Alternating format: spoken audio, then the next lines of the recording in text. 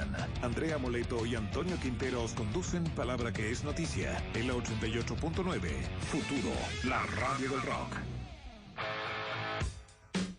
7 de la mañana con 34 minutos. Damas y caballeros, hacemos junto a ustedes Palabra que es Noticia. Nuestro WhatsApp, más 569-9320-2475. Esperamos sus mensajes de audio. Oye, déjame hacerme cargo inmediato de Felipe, auditor de este programa, que nos escribe. Por favor, no caigan en la mala práctica de la desinformación. Nos dice él, el ataque al vehículo con las placas no participaron más de 40 o 50 personas. Es falso decir que fueron 400. Bueno, no hablamos de ningún número. No pusimos nosotros. ningún número, eso pero es bueno. lo que dice la prensa, efectivamente.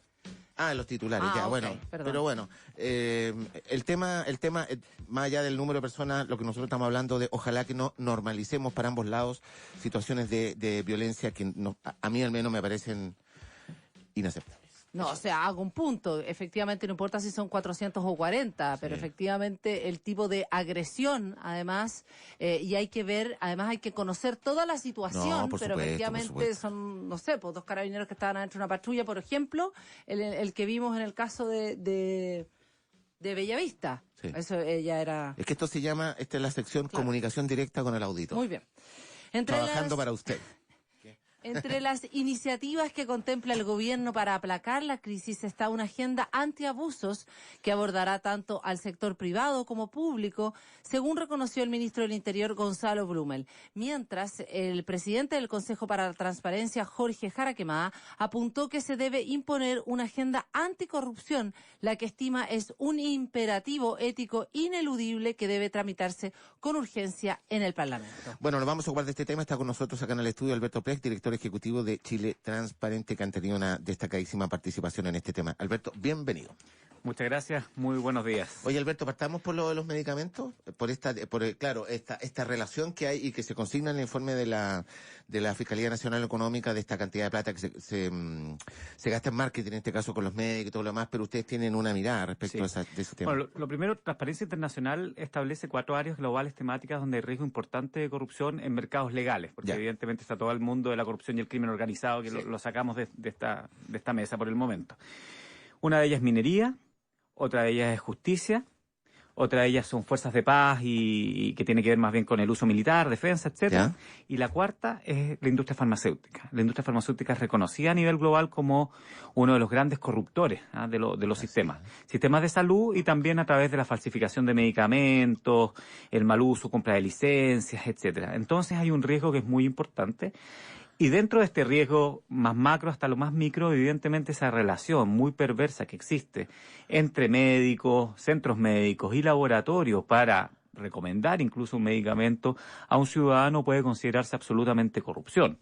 Es más, dentro de la legislación chilena en esta materia, desde noviembre del año pasado, que hubo una reforma importante a los delitos de soborno, se establece un tipo penal que se llama soborno entre particulares. ¿Qué es el soborno entre particulares? En el caso chileno, porque en Estados Unidos es distinto. En el caso chileno, que si yo soy, por ejemplo, el laboratorio A, y le ofrezco a un doctor un viaje, que siempre estos congresos son en una isla del Caribe, que no tiene ni un laboratorio, pero la isla ahí son el viaje. Un viaje con todo pagado.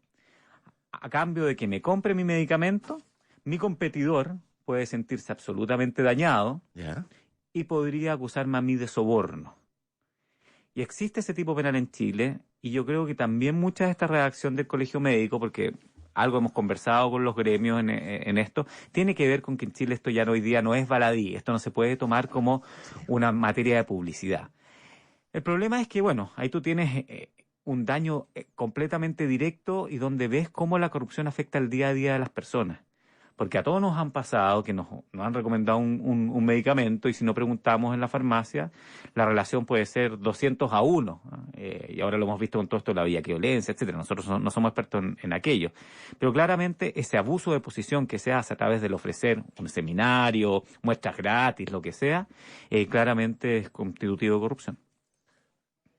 O sea, es una cosa que ya se ha observado, digamos, ¿no? Así es. La cosa es que otro competidor lo denuncia. ¿Y cuál es el problema? Que cuando tienes mercados donde la mayoría de los actores cometen estas prácticas, como ocurría en el financiamiento de la política, nadie se denuncia.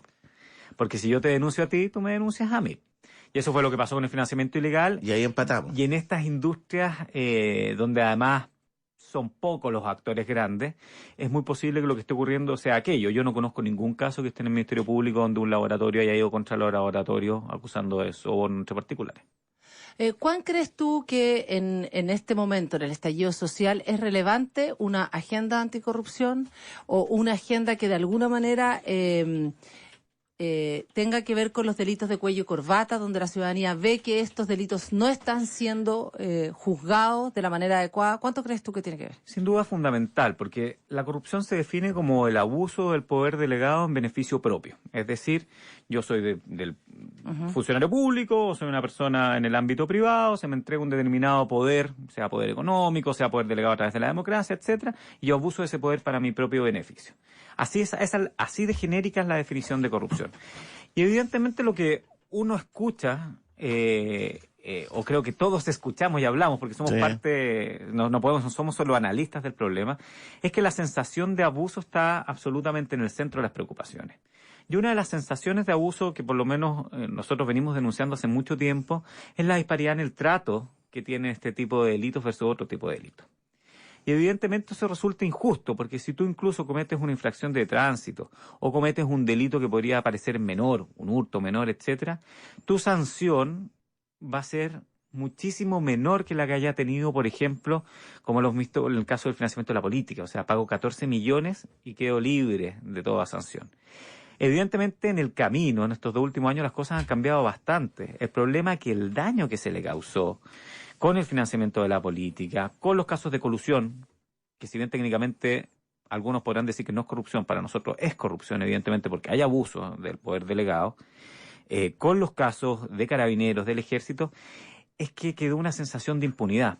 Y es por eso que con Espacio Público y el Observatorio del Gasto Fiscal a esta agenda, nosotros desde la sociedad civil no le llamamos agenda antiabuso y no le llamamos agenda anticorrupción, le llamamos directamente agenda contra la impunidad. Porque lo que tenemos que borrar es esa sensación que ha quedado de que si yo cometo un tipo de delito, la verdad que no me va a pasar nada y que la sanción va a ser muy menor. Pongámosle nombre y apellido, porque ayer Lawrence Goldberg, por ejemplo, tuvo ¿cómo se llama? Una salida alternativa, ¿no? Del caso Penta. Efectivamente, él pagó 11 millones de pesos, 11 millones de pesos para llegar a un acuerdo. Hablemos de ese caso puntual. Versus cerca de 300 millones que fue los aportes ilegales que recibió para su campaña en ese momento para senador, si no me equivoco, claro. Mira, una de las cosas que nosotros planteamos, porque esto hay que priorizarlo, es que evidentemente esa es una de las brechas que hay que cerrar. La cárcel no es la única solución penal, ¿ah? Pero evidentemente la solución penal, para decirlo un buen chileno, tiene que doler al que comete la infracción. Entonces, si usted tuvo una ganancia de 300 millones, bueno, la sanción no puede ser menos que 300 millones. Sí. ¿Ah? Porque esa disparidad es la absurda. Y ahí lo que nosotros decimos, uno, que las sanciones sean proporcionadas al daño causado, cosa que hoy día en muchos ámbitos en Chile todavía no existen los delitos de cuello y corbata. Y segundo, que cuando se apliquen estas multas o salidas alternativas, etcétera, también existe una transparencia y la posibilidad de que se explique de por qué se llega a esa solución. Yo creo que muchas de las cosas que pasan es porque no existen criterios claros. Y no existen, a diferencia de, por ejemplo, lo que ocurre con el Departamento de Justicia en Estados Unidos, tú no tienes una guía que te diga, ya, en el caso A, si el delito es A y las eximentes son tales, esta debería ser la solución. Acá cada fiscal llega a una negociación en el caso específico. Y eso lo hace muy complicado que tengas estas disparidades de sanciones. Estamos conversando, ustedes escuchan a Alberto Prej, el director ejecutivo de Chile Transparente. Yo creo que hay un diagnóstico que es claro en la dinámica de los abusos y cómo caló tan profundo en la ciudadanía. Alberto, ¿cómo se enfrenta a esto? ¿Sabes? A mí lo que me preocupa esto es, a ver, yo creo que hay un consenso nacional de que estas cosas deben cambiar. Ahora, ¿cómo la cambian si son las mismas personas que estaban metidos en muchas de estas dinámicas? Bueno, la gran paradoja... ¿Cómo avanzar en esto? O sea, la gran paradoja de los grandes conflictos, que no solamente están en la región. Yo vengo llegando de la Cumbre de Transparencia Internacional y sacamos declaraciones por el Líbano, por República Checa, por Georgia, por Hong Kong. O sea, son muchos países que están sufriendo problemas donde la corrupción también está en el centro. Y uno también lo ve en Latinoamérica, la corrupción en el centro de los problemas. Primero, no volvamos a hacer una mesa, no volvamos a hacer una comisión. Desde el año 1994 ya se han hecho 6 comisiones distintas anticorrupción, tenemos más de 300 medidas, lo importante ahora es priorizarlas y en el corto plazo, por eso nosotros hablamos, de hecho, dentro de esta legislatura, tomar medidas urgentes que cierren estas brechas. Terminando, por ejemplo, con esta facultad del Servicio de Impuestos Internos para que tener la facultad privativa de poder hacer una denuncia o querella, porque el Ministerio Público no puede investigar delitos tributarios. Lo mismo respecto al CERVEL, porque tenemos que esperar que el CERVEL se ponga de acuerdo para que haga una querella para poder investigar un delito electoral. Y por otro lado, ¿cómo fortalecemos que efectivamente el Ministerio Público tenga la capacidad y las herramientas para poder perseguir bien estos delitos, que son delitos muy difíciles de probar? Y son muy difíciles de probar porque la corrupción, a diferencia de un hurto, deja poca huella. Normalmente poca cámara, a menos que uno de los intervinientes se haya grabado, que eso ocurre muchas veces. Sí. Entonces, requiere que hayan buenos sistemas de protección a víctimas de corrupción, hacer cosas que quizás van a ser poco populares, por ejemplo, pagar por información. O sea, si yo soy un ciudadano que sé que en mi población venden droga o que hay una intervención del narcotráfico en un municipio, ¿ya? Y yo tengo esa información y la quiero hacer, bueno, que el Estado me permita que yo pueda entregar esa información, me proteja, me dé los incentivos suficientes. Si yo soy un arrepentido, como ha ocurrido en otros países, que exista delación compensada, como se denomina.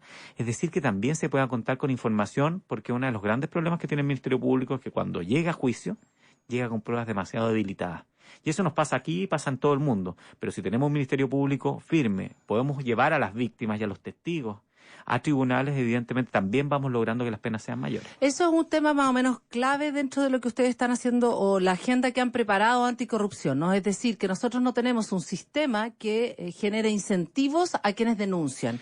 Y si uno piensa en el caso de Odebrecht, Lavallato, todo el caso de corrupción latinoamericana tiene que ver con que, lo que tengo entendido es que en Brasil existen incentivos. O sea, tú siendo también parte de esa cadena de corrupción, vas a tener una rebaja en tu pena, etcétera, etcétera. ¿Es un punto clave? Absolutamente. Y ahí existen dos tipos de personas, podríamos decir. El ciudadano honesto que descubre un acto de corrupción en su trabajo, por ejemplo, en un ministerio, etcétera, y lo quiere denunciar, y cómo tú lo proteges a él, y cómo le das incentivo. Y por eso se habla también de pagar por información. Le puedes dar, si él le está previniendo al fisco un detenimiento fiscal, ¿por qué no pagarle a esa persona? ¿Ya? Un 5% de la recuperación de los activos, un 3% de la recuperación de los activos, en otros países existe aquello. Eso para la persona honesta. Para el deshonesto, digamos, que es el arrepentido, que dicen, me van a pillar, existe este mecanismo de delación compensada, que normalmente tiene que ver con rebajas de pena. No significa impunidad, lo que significa es que, bueno, si usted nos ayuda a atrapar a los peces gordos, bueno, nosotros también como Estado, el Estado les va a dar algún tipo de rebaja. Y eso es importante ponerlo en la mesa, es importante explicarlo bien, para que no quede que haya una sensación de impunidad. Pero también es importante para que lleguemos a los peces gordos. Uno de los problemas grandes que tenemos, son las bajas sanciones, pero otra parte es que normalmente el hilo se corta por los más delgados y eso sigue pasando así. Con excepción de lo que hemos visto quizás la ministra Rutherford ha logrado quebrar eso, pero en la investigación del ejército. Pero en general la historia de Chile y la lucha ante la corrupción era que nunca caía el de arriba, siempre caía el jefe de gabinete y nunca caía el senador. Lo hemos visto en los casos de financiamiento de la política durante ¿Por qué el tiempo. Se corta el hilo? No entiendo, ¿por una cuestión legal? Porque evidentemente es mucho más fácil probar a quién llevó el maletín y cuáles las huellas que estaban en el maletín que aquel que ordenó llevar el maletín. Y como las penas a veces son bajas, muchas veces algunos echan las culpas. En los casos de financiamiento de la política, si ustedes se fijan, hay algunos controladores, presidentes de directorios que ni siquiera han sido citados a declarar, y sus gerentes han asumido toda la culpa, y sus gerentes que se han ido con indemnizaciones bien jugosas de esa misma empresa. Entonces, si yo soy el señor Contese, por ejemplo, sin hacer ningún prejuicio, porque evidentemente al principio no se está ahí, de Sokimich, y me fui con una muy buena salida de la empresa y asumo la culpa y sé que la verdad que no me voy a ir a la cárcel. Bueno, justamente está citando lo que tiene que ver, hoy día está publicado en el diario La Tercera, presidente de la, Roberto Angelini, presidente del directorio de Corpesca, le hacen justamente esas preguntas que tienen que ver con todo lo que el tema, el entramado del financiamiento irregular de la política con su ex gerente general, Francisco Mujica, y la relación con Martí Sasa y Jaime Orpiz, efectivamente con, senador y diputada. Le preguntan cosas como esa, cuando conoció, porque Mujica finalmente fue el único inculpado dentro de esta trama. Mujica reconoce efectivamente el pago. Entonces le pregunta que por qué Mujica se fue con esa cantidad de dinero, porque meses después fue despedido y tuvo una gran indemnización. Él explica que todos los gerentes se van con esas indemnizaciones. También le pregunta cuál es su relación, por ejemplo, con Iván Moreira, que también le manda un mail, etcétera, etcétera. Él dice que, en resumen, si sabía del pago de los informes a la diputada Isasi y le dice, me enteré por la prensa. Es más o menos alguna de las explicaciones que da. Absolutamente. Y incluso aunque se hubiera enterado por la prensa, yo creo que hay un mínimo pudor en señalar que si esas cosas están ocurriendo en mi empresa, yo tengo que tener por lo menos una sanción por mi responsabilidad. Claro, ¿sabes lo que pasa, Alberto? O sea, llegando a creerle ese argumento, que es un argumento bastante poco verosímil, y obviamente lo tendrá que probar la justicia, y que ese es el argumento que enrabia. Porque al final lo que queda en la cabeza de nosotros es, bueno, a los peces grandes nunca les pasa nada. Lo que pasa es que hay muchas situaciones. Estamos conversando con Alberto Prej, director ejecutivo de Chile Transparente, por esta agenda anticorrupción. Claro, ya se ha vuelto totalmente común que, sobre todo en el área económica, los gobiernos corporativos no se enteren, o al menos después cuando se hacen investigaciones, se supone que la culpa la tenían los gerentes, pues no los gobiernos corporativos. Absolutamente, y eso tiene que ver... Igual el caso de la Polar y cómo fortalecemos aún más la persecución penal de las personas jurídicas. En Chile la pena de muerte no existe para los particulares, pero sí existe para las empresas. Bueno, porque esas herramientas nos están ocupando más intensivamente. O sea, cuando tú ves que un directorio dice, yo no tuve idea de la trama de corrupción que yo tenía abajo, bueno, tiene que haber una sanción importante. Esa sanción en el derecho chileno está establecida y puede ser hasta la disolución de la compañía. Es que eso igual eso es extraño, porque aquí, por ejemplo, el Ministerio también exhibe un correo electrónico de Iván Moreira, que le llega al señor Angelini, que dice, sería bueno que uno de tus asesores me preparara una minuta para intervenir en el debate, escribió. Entonces, Angelini dice, bueno, me manda el señor Moreira este documento y yo en este mismo acto se lo mando al señor Mujica, es decir, a su gerente general. No, digo, o sea, como... Bueno, y ahí yo creo que una de las cosas positivas que han pasado en este periodo es que esas prácticas corruptas tan normalizadas, yo espero que hoy día por lo menos se cuestionen antes de hacerse. Y yo creo que ese es el cambio que hay que apostar. La lucha contra la corrupción no significa acabar con la corrupción, porque eso es imposible. Significa que los costos transaccionales de, por ejemplo, tener esa conversación entre senador y gerente o dueño de una empresa sean tan altos que tú te niegas de hacerlo. Es como cuando uno se quiere ir por la berma en la carretera. Si evidentemente uno sabe que yéndose por la berma el parte va a ser muy alto, o vas a tener cosas que te van a reventar la rueda, o no tengo idea, o vas a tener el repudio social, es decir, la gente se va a parar, y cómo es posible que te vayas por la carretera, tú vas a dejar de irte. Uno de los grandes peticiones de la gente en la calle, tal cual como tú dices, tiene que ver con la corrupción, tiene que ver con ese costo que de alguna manera no pagan los poderosos, pero sí los que digamos los humildes entre comillas. ¿Por qué el gobierno hasta ahora no ha empujado una agenda contundente ahí? ¿Ustedes han hablado con el gobierno? ¿Cuáles serían los puntos de esta agenda? Bueno, lo primero que la lucha contra la corrupción toca el poder. Y toca las relaciones del poder. A todo nivel, desde la corrupción más pequeña que pueda tener un dirigente a nivel social hasta la corrupción más alta, empresarial y política, que es la que más indigna, evidentemente, por su masa. Entonces es complicado. Segundo, porque la lucha contra la corrupción no da réditos políticos rápidos. O sea, como yo les digo, se hizo una reforma muy profunda a los delitos de cohecho. Hoy día, si ocurriera lo que ocurrió hace algunos años de financiamiento ilegal, yo no tengo ninguna duda que el tratamiento penal hubiera sido distinto para los culpables por la legislación nueva, pero no tiene réditos porque tú necesitas el caso, necesitas que se vaya a la justicia, que vaya un juicio oral, después vienen todas las apelaciones, etcétera. Es decir, el final de la película lo vemos muy atrás, entonces no se percibe una ganancia inmediata. Y lo tercero, y a nosotros eso sí nos alegra, de que no solamente el gobierno, sino otros actores del Estado hayan puesto a la corrupción en el centro de esta crisis y estén anunciando que quieren hacer una agenda. Claro, como Gonzalo Luna. Lo importante es que la agenda no sea una nueva lista de supermercados como las que hemos tenido desde el año 94. Y es por eso que nosotros decimos, mira, si hay que fijarse en 8 aspectos, ¿ya? Hay 8 que son los prioritarios. Empleo público, cómo fiscalizar mejor el gasto fiscal, conocer a los verdaderos dueños de las empresas en Chile. En Chile no se sabe quién es el dueño de la plata. Y eso es muy grave, no solamente para los fraudes fiscales tributarios más lícitos, sino para el lavado de activos. En Chile se lava mucha plata. En Chile el problema que tenemos con el narcotráfico es profundo y en esta crisis social, lamentablemente, pero para nosotros que hemos levantado este tema hace tanto tiempo, es como, bueno, espero que ahora sí se den cuenta. O sea, tenemos poblaciones que están absolutamente tomadas por el narcotráfico donde no hay Estado. Y eso es gravísimo, donde la impunidad es total. Y evidentemente ahí, conociendo a los verdaderos dueños de las empresas, cerrando brechas que puedan tener para lavar, aumentando las atribuciones de la unidad de análisis financiero, etcétera, podemos tener una mayor lucha contra la corrupción. Y otras medidas como que tiene que ver con explicar bien las sanciones y multas, condonaciones del servicio de impuesto interno, terminar con esta facultad privativa de la acción penal que tiene el servicio de impuesto del servicio electoral, y otras. Pero partir con algo muy contundente, muy rápido, y no esperar al nuevo estallido social de 2, 3 años, 40 años más para poder decir, oye, nos deberíamos haber hecho cargo de esto. Bien, quiero darle las gracias a Alberto Precht, director ejecutivo de Chile Transparente, que nos estaba comentando este tema tan relevante para la marcha del país. Gracias, Alberto, a que te vaya muy bien. Muchísimas gracias, muy buenos días. Felicitaciones además por el trabajo que están realizando. 7:54, les quiero contar ahora acerca de Chilena Consolidada. Las redes sociales son formas súper entretenidas hasta que se